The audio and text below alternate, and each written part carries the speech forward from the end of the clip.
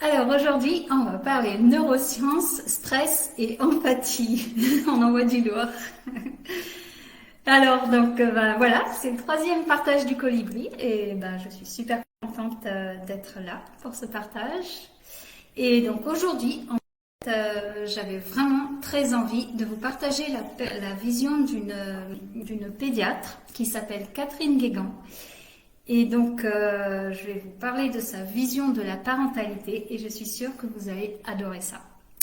Donc, je suis Camille Bert. Mon pseudo Beija-Flor signifie le colibri en portugais. Et il m'a été donné par un maître de capoeira et j'en suis très fière car il incarne la part pour mettre plus de douceur dans ce monde. Et donc, pour moi, deux outils, au fur et à mesure de mes recherches, je me rends compte que deux outils sont essentiels pour permettre à mes clientes de se révéler, c'est la confiance et les émotions. Et ça tombe bien parce que c'est précisément le sujet d'aujourd'hui. Donc pour commencer, qui est Catherine Guégan? Cette pédiatre est spécialisée dans le soutien à la parentalité et elle travaille à l'Institut franco-britannique à Levallois-Perret. Et pour faire court, c'est tout simplement une référence dans le monde de l'éducation. Donc, qu'est-ce qu'elle nous partage de si intéressant? Elle dit même que c'est révolutionnaire. Donc, elle s'est intéressée aux découvertes récentes en neurosciences affectives et sociales. Et donc, elle montre comment ces découvertes changent complètement notre regard sur l'éducation. Donc, ces neurosciences affectives et sociales étudient ce qui se passe dans notre cerveau lorsque nous sommes en relation avec les autres et lorsque nous éprouvons des émotions. Donc, grâce à ces découvertes, nous changeons notre regard sur le cerveau et l'apprentissage. Au siècle précédent, au XXe siècle, le mien, on s'intéressait beaucoup aux neurosciences cognitives. Or, on se rend compte que dans le processus d'apprentissage, c'est vraiment l'émotionnel qui est à la base de tout. Donc, ces compétences socio-émotionnelles, quelles sont-elles? Donc, socio-émotionnelles, on a socio, c'est-à-dire la capacité à avoir des relations satisfaisantes et la capacité à écouter, à comprendre, à coopérer, à résoudre des conflits et à développer une pensée critique. Dans socio-émotionnel, le deuxième mot, c'est émotionnel. Donc, c'est aussi la connaissance de nos émotions, savoir les exprimer, les réguler et comprendre leurs causes pour comprendre nos besoins et puis aussi être capable de faire des choix et de prendre des décisions. Or, il s'avère que toutes ces compétences sont nécessaires pour réussir à l'école. Et oui. Donc, il y a des tonnes d'études, des tonnes de noms, des tonnes de dates. Donc, j'ai retenu 2 dates et 2 noms parmi tant d'autres. L'étude de Joseph Durlac en 2011 et l'étude de Karen Bierman en 2017. Ces 2 études montrent qu'un enfant qui grandit dans un contexte chaleureux, aimant et empathique va voir son comportement et ses résultats scolaires s'améliorer de façon significative. À l'inverse, s'il est dans un environnement où il y a une absence de relations empathiques, il s'expose plus tard dans sa vie d'adulte à des risques accrus du chômage, à des risques plus importants d'exclusion sociale et même d'addiction. Voilà. Donc, que nous disent ces études sur le stress, ses causes et ses effets? Alors, par rapport à la parentalité et à l'éducation, les effets du stress commencent dès la grossesse. Et donc, ces études ont montré qu'une maman qui est en état de stress prolongé, répété et intense, cela va avoir un impact sur les neurones du bébé. Plus tard, le stress que subit l'enfant va venir d'humiliation physique, verbale, d'exclusion et de punition répétée. Et c'est un mot très important. Quand l'enfant est exposé au stress, ça va générer du cortisol et de l'adrénaline qui sont toxiques pour le développement du cerveau. Donc ce sont deux molécules qui sont importantes pour réagir face au danger, de manière à fuir, à combattre ou à se paralyser comme un lapin. Mais à trop haute dose, c'est mauvais pour le fonctionnement et le développement du cerveau. Et donc en 2013, Rebecca Waller a montré qu'une éducation punitive et sévère rendait les enfants et les adolescents agressifs, durs, insensibles, mais aussi enclins aux addictions. Mentalité empathique, soutenante et aimante. Que se passe-t-il? Eh bien, on s'aperçoit qu'en fait, ça va permettre un développement optimal du cerveau. Donc concrètement, il s'agit de prendre soin de l'enfant, d'être capable de le consoler, de le réconforter, de le câliner et d'avoir un toucher qui soit à la fois tendre mais aussi respectueux. Donc l'empathie est au cœur de cette nouvelle vision de la parentalité, de ce système, car elle permet de sentir les émotions, de les comprendre et d'en prendre soin, que ce soit envers son enfant, envers les autres, mais aussi envers soi-même. Et ça, c'est très très important. Donc, une autre personnalité dans ce domaine qui s'appelle Antonio Damasio, qui est médecin, professeur de neurologie, de neurosciences et de psychologie, a démontré la place essentielle des émotions. Donc, elles sont très importantes pour la connaissance de soi, pour le sens moral, par exemple quand on éprouve de la honte ou de la culpabilité pour avoir mal agi. Elles sont importantes aussi pour la capacité à faire des choix. Par exemple, quand on éprouve le dégoût avec cet effet de repoussoir ou l'enthousiasme avec cet effet d'attraction vers quelque chose. Et puis, elles sont importantes aussi dans tout ce qui concerne le processus d'apprentissage et de réflexion. Donc, l'expression des émotions va permettre d'apaiser le cerveau émotionnel. Elle va permettre de calmer cette glande qu'on a au cœur du cerveau qui s'appelle l'amygdale cérébrale, pour ne pas confondre avec l'autre amygdale. Donc, quand on va encourager son enfant, quand on va soutenir son enfant, ça va modifier une autre glande qui s'appelle l'hippocampe et qui est le siège de la mémoire et de l'apprentissage. Et donc, ça va aussi développer l'aptitude à faire face au stress. Et donc, on est en train de construire une boucle vertueuse. Donc, la sécurité affective, des relations soutenantes, aimantes, empathiques, vont aider cette partie-là du cerveau, qui est à l'avant du cerveau et qui s'appelle le cortex orbitofrontal, à se développer. Et lorsque cette partie-là de notre cerveau se développe, on va développer notre empathie, notre sens de l'éthique, nos émotions, notre capacité à faire des choix. Alors que des études ont démontré que lorsqu'un enfant est exposé à l'humiliation, ça fait exactement le contraire. Quand on parle d'empathie, on ne parle pas de laxisme, de laisser faire et de tout permettre à un enfant. Parce que l'adulte est là pour poser un cadre, pour transmettre des valeurs et pour mettre en avant la confiance. Une formule type sur laquelle on peut s'appuyer, qui peut servir d'exemple, ce sera « Voilà, tu as eu un comportement inadéquat, mais je te fais confiance, tu peux progresser. » Voilà. Après, bon, à adapter à la situation et à l'âge de l'enfant.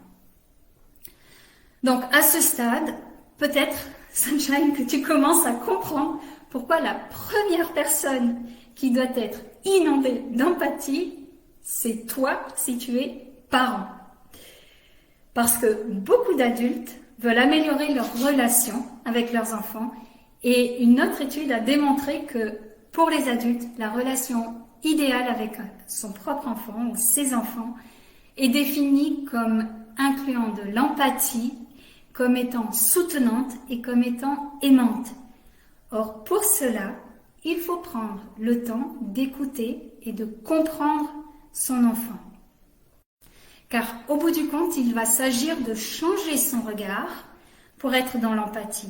Il va falloir éviter de punir, de se moquer et au contraire, aider l'enfant à traverser les tempêtes émotionnelles qui l'inondent. Et j'avais expliqué dans un autre live que le cerveau de l'enfant, jusqu'à ses 6 ans au moins, n'est pas câblé pour gérer ses émotions comme le cerveau d'un adulte. Parce que toute la partie qui permet de raisonner et de poser de la réflexion n'est pas encore complètement terminée, n'est pas encore complètement aboutie. Donc, quand un enfant est dans une tempête émotionnelle, il peut être amené à mordre, à griffer, à taper, à jeter ses jouets. Et à ce moment-là, c'est challengeant pour le parent, qui a pour rôle, pour mission, de favoriser l'expression des émotions. Donc, on a vu que le soutien parental permet une meilleure régulation émotionnelle, une meilleure capacité de décision, une meilleure mémoire, des meilleures conditions d'apprentissage, mais c'est super difficile. Le métier de parent, qu'on soit bien d'accord, est le plus difficile qui soit. Donc, pour développer l'empathie envers son enfant, notamment quand il est en train de mordre, de griffer, de taper ou de jeter ses jouets, il s'agit de commencer par soi-même et c'est primordial de développer l'auto-empathie. Parce que face à un comportement agressif, la meilleure chose que l'on puisse faire, c'est de faire un travail sur soi-même et sur ses propres émotions. Parce que quand on comprend ce qui nous met nous-mêmes en colère, ce qui nous met nous-mêmes en rage, ce qui nous rend agressifs, dans quelles circonstances, à quel moment, on met de la compréhension sur nos propres comportements et on peut mettre de la compréhension par effet miroir sur le comportement de notre enfant. Donc on est plus centré, on est plus apaisé, on a une image différente de l'enfant qu'on va plus qualifier de méchant, mais au contraire, on va voir en lui que ses comportements agressifs sont en fait la façon pour l'enfant d'exprimer son besoin d'affection et d'attention. Donc là encore, de la même façon qu'on va différencier l'empathie du laxisme, on va différencier le processus d'apaisement avec le fait de céder. Apaiser un enfant, ça n'est pas dire oui, ça n'est pas céder. Quand on est face à une situation aussi challengeante que ça, un enfant en pleine crise, on peut aussi lui dire, voilà, tu sais, essayer d'aller me calmer. C'est une formule qui est préférable à une formule du type « tu m'énerves, tu es méchant » qui va enfermer l'enfant dans ce rôle du méchant. Et la deuxième chose qui est très importante, donc la première, c'est qu'on va d'abord se calmer soi-même afin de pouvoir mieux prendre soin de la situation, mais aussi on montre à l'enfant comment on peut faire. On lui montre le chemin quand on est dans un état de rage et de colère. Comment on peut faire pour se calmer? Donc le parent est ici pour donner l'exemple, parce que l'enfant apprend énormément par imitation, par les neurones miroirs qui vont imiter ce qu'il a sous les yeux. Et donc les compétences socio-émotionnelles pour entrer en relation, pour apprendre à traverser et comprendre ses émotions, elles doivent d'abord être développées chez l'adulte, parce que c'est ensuite qu'on pourra les transmettre à un enfant. On comprend bien que si un adulte est incapable de gérer ses propres émotions, on ne voit pas comment il peut demander à un enfant de le faire, alors même que le cerveau de l'enfant n'est même pas achevé pour être capable de gérer ses émotions. Donc dans tout ce processus, ce qui est super important, c'est de ne pas culpabiliser. Parce que, et je suis la première concernée, on a tous des exemples où on n'a pas été dans cette attitude empathique, soutenante, aimante, chaleureuse quand un enfant est en pleine crise. Donc, il faut bien se rappeler que les parents font toujours de leur mieux. Ils font ce qu'ils croient être bon. Ils font ce qu'ils font en croyant bien faire. Je parle de famille normale. Je ne suis pas en train de vous parler ici de parents qui sont de familles dysfonctionnelles où la violence fait partie du quotidien. D'accord ? Je parle de familles normales où les parents font de leur mieux en toute sincérité. Donc, pour répondre à ce sentiment de culpabilité, pour prendre mon propre exemple, ma deuxième grossesse a été extrêmement stressante parce que j'étais dans un état émotionnel de colère. Voilà, vous n'avez pas besoin. J'étais énormément en colère.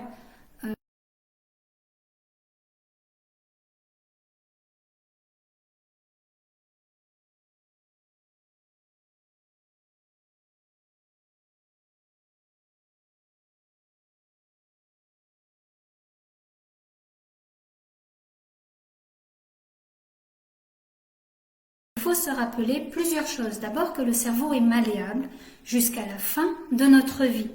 Donc, plus on est jeune, plus c'est facile, et on le sait bien, puisque les processus d'apprentissage sont beaucoup plus faciles pour un enfant que pour un adulte, mais jusqu'à la fin de notre vie, notre cerveau est malléable. Ensuite, on peut compenser tous ces manques d'empathie qu'on a pu vivre, traverser ou faire vivre et faire traverser à notre enfant.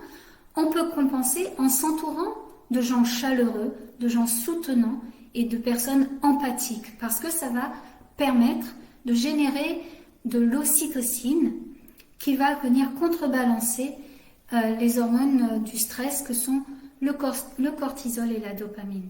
Et c'est pour ça, et c'est un thème très à la mode, qu'il faut arriver à couper les ponts avec les relations toxiques, parce qu'elles font exactement l'inverse.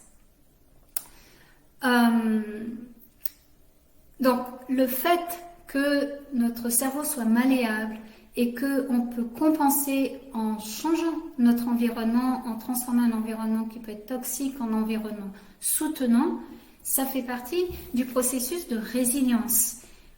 Donc, ça fait partie de nos qualités humaines qui nous permettent quand même d'avancer, de progresser, d'évoluer, quelles qu'aient été les difficultés qu'on a traversées auparavant. Et quoi qu'il en soit, on est toujours en apprentissage, on peut toujours progresser. Et quand un enfant voit qu'un parent fait une erreur, en criant, en s'énervant, en punissant, le plus important, c'est que derrière, le parent reconnaisse qu'il a fait une erreur, s'excuse, demande à l'enfant comment il peut réparer ça. Et ça permet à l'enfant de voir que, ok, on n'est pas tous parfaits, on a droit à l'erreur. Et l'erreur est même une façon d'apprendre et d'évoluer. Donc il y a aussi des choses positives dans le fait de faire des erreurs. Et c'est très important de le montrer aux enfants, surtout à ceux qui ont une tendance perfectionniste, auto-exigeante, parce que ça va leur permettre d'être un peu plus indulgents vis-à-vis d'eux-mêmes, pour commencer, mais aussi vis-à-vis des autres. Alors comment on fait tout ça? Quels sont les outils qui sont à notre disposition pour arriver à créer de l'auto-empathie de manière à la transmettre à notre enfant? Le premier outil que j'ai décrit est le travail sur les émotions, puisque au cœur de ces neurosciences affectives, socio-émotionnelles, il y a la thématique des émotions. Donc, être capable de les identifier, de les nommer, de les accueillir, de voir le message qu'elles veulent nous transmettre et le besoin qu'il y a derrière. Le deuxième outil que j'ai énoncé, ce sont... Salut Karine. Merci d'être là. C'est venir examiner nos blessures d'enfance, car souvent, dans notre rôle de parent, on va être invité par la vie à venir rejouer ces blessures d'enfance quand on est en interaction avec notre enfant. Donc les blessures d'enfance, ce sont la trahison, le rejet, l'abandon, l'humiliation et l'injustice. Elles sont au nombre de 5, selon certaines études, on peut aller jusqu'à 7 et parfois 9. On peut aussi venir travailler sur l'affirmation de soi, la confiance, l'estime, pour pouvoir être dans une bonne posture parentale et être capable de faire aussi confiance à sa propre intuition.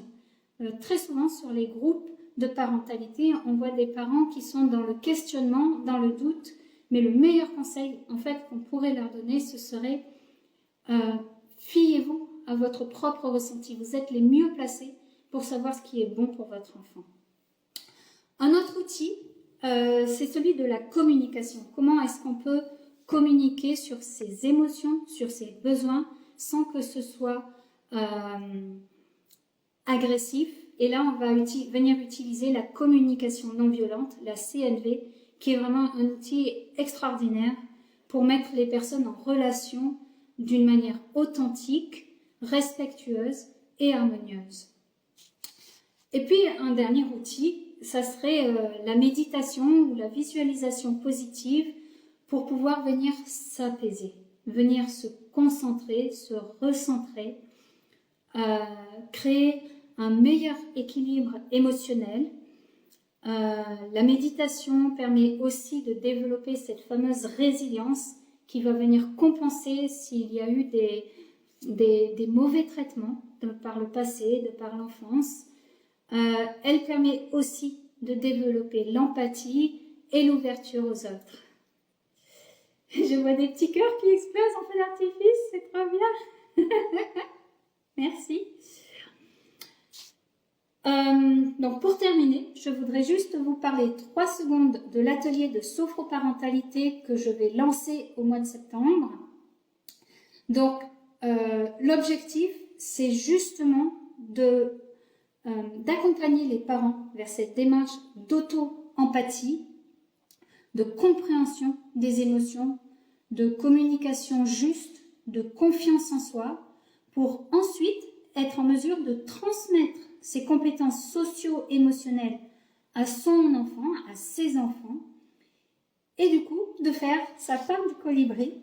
Donc je boucle ma boucle par rapport à l'introduction au live de départ, c'est-à-dire changer de regard dans la parentalité, dans le lien de soi à soi, de soi à son enfant, changer de paradigme pour pouvoir entrer dans de nouvelles relations, dans quelque part un autre monde. C'est vraiment un autre monde qui est en train de se construire avec ces neurosciences socio-émotionnelles. C'est une autre façon d'interagir entre humains et vraiment pour moi c'est quelque chose qui vient me toucher profondément. Donc j'espère vraiment très très fort de faire cette part du colibri et de la partager avec d'autres personnes qui, par exemple les personnes qui vont prendre connaissance de ce live pour créer une humanité qui soit tournée vers l'entraide. Voilà, ce sera ma conclusion la plus utopique, mais j'espère pas, au contraire la plus réaliste et la plus concrétisable possible. J'ai toujours pensé que c'était super important d'avoir des rêves pour transformer ces rêves en projets et pour que ces projets soient concrétisés et matérialisés. Donc c'est ce qui me tenait à cœur de partager aujourd'hui à travers le prisme des neurosciences qui nous montre que la réponse se trouve toujours dans l'amour de soi pour aller vers l'autre. Voilà.